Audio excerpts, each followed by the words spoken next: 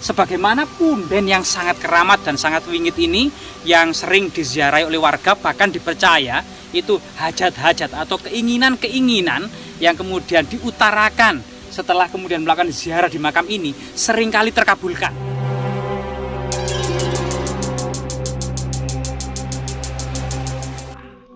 Assalamualaikum warahmatullahi wabarakatuh. Rahayu, rahayu, rahayu. Hari ini kita berada di suatu tempat di mana tempat ini merupakan makam dari Adipati Mojopahit. Ada beberapa orang juga menyebutkan ini adalah yang Babah Deso di sini. Konon katanya makam ini dijaga oleh seekor naga yang sudah membatu. Entah kenapa, apa memang itu benar atau tidak kita juga nggak tahu ya. Karena tempat ini jauh sekali dari keramaian atau jauh sekali dari pemukiman warga ya. Dan dikelilingi oleh hutan. Konon katanya ya, makam ini juga sering sekali didatangi oleh orang-orang yang ingin mempunyai jabatan yang tinggi. Itu sih terserah kalian ya, tergantung keyakinan kalian masing-masing. Mari kita coba lihat seperti apa di dalamnya. Amit mbah. Rahayu, rahayu, rahayu. Bismillah. Kita coba lihat ya. Nampak kita lihat memang ya, di sini ada sebuah ini bagian dari ritual juga. Ada pembakaran dupa dan juga ada sesuguh dan juga ada sandingan dan juga ada tempat duduk untuk melakukan semedi ya mungkin ya, atau meditasi di sini ya.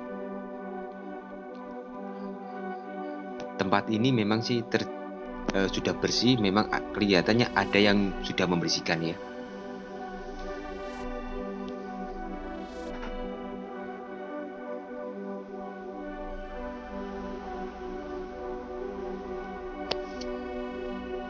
Memang begitu kita masuk, aura di sini memang cukup kental sekali dengan berbau mistis ya. Nanti kita akan mendengarkan sebuah ulasan dari teman kita juga, dari Kang Ega. Oke, Kang Ega, bisa dijelaskan sedikit tentang punden ini? Iya, teman-teman sekalian memang membahas soal sejarah gitu ya.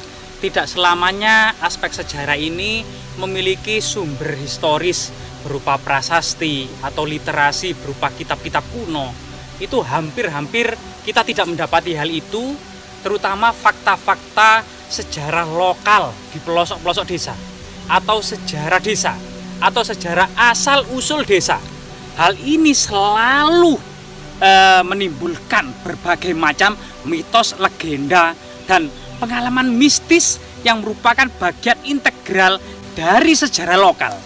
Sebagaimana punden yang sangat keramat dan sangat wingit ini yang sering diziarahi oleh warga, bahkan dipercaya itu hajat-hajat atau keinginan-keinginan yang kemudian diutarakan setelah kemudian melakukan ziarah di makam ini seringkali terkabulkan.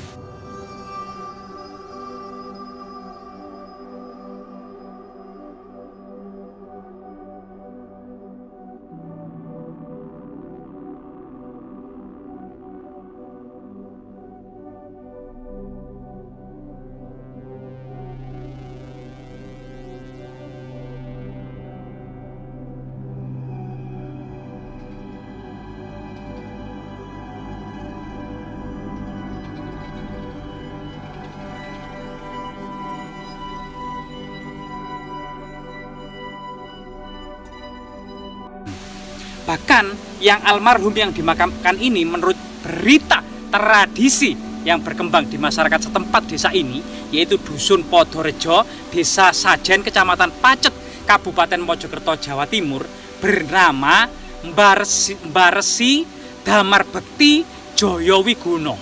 Hampir semua narasi ini menggunakan nama lokal Jawa, meskipun diduga almarhum seorang Muslim namun namanya masih menggunakan Mbah Resi Damar Bekti Joyowiguno. Masih menggunakan istilah-istilah yang berkembang pada masa kerajaan Majapahit.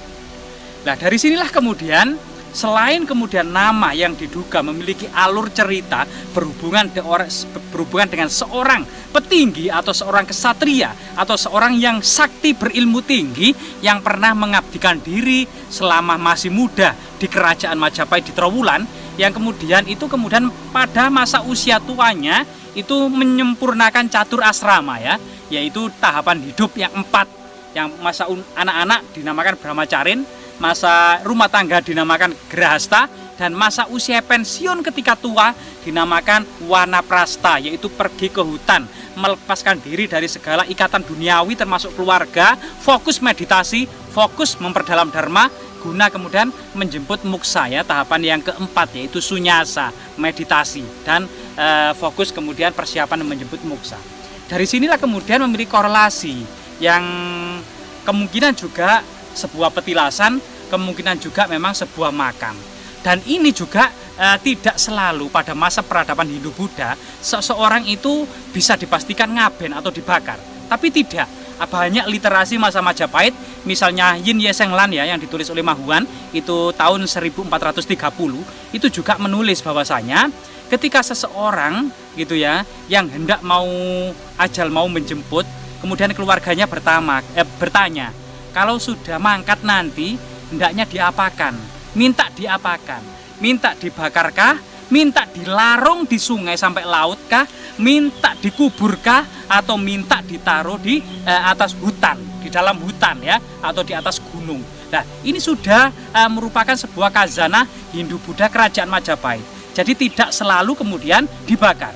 Begitu juga makam ini, bisa jadi itu makam kuno, bisa jadi kemudian makam Muslim, namun masih menggunakan gelar-gelar dan nama-nama Jawa. Nah ini, bahkan kemudian di lokasi ini ada yang kemudian dipercaya oleh masyarakat pegunungan ini merupakan sosok yang gaib gitu ya, penghuni gunung atau hutan, berupa hewan-hewan yang ada di hutan yang bernama Among ya.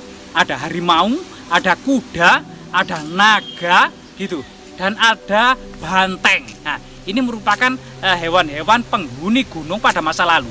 Meskipun saat ini jika kita mendaki gunung, hiking, camping, itu sudah tidak mendapati dan sulit sekali kita mendapati harimau, banteng, ular raksasa maupun macan ya, harimau, banteng, ular raksasa, misalnya badak dan lain sebagainya, kita sudah mendapati. Yang sering kemudian menyapa para mendaki saat ini adalah babi hutan atau celeng. Dan ini merupakan khazanah tradisi masyarakat lokal desa. Sebuah ungkapan sederhana ya dari cerita masyarakat desa. Sebuah kekayaan tradisi yang juga patut kita perhatikan. Dan semoga kemudian bermanfaat ya, Jasmira. Jangan sekali-kali melupakan sejarah.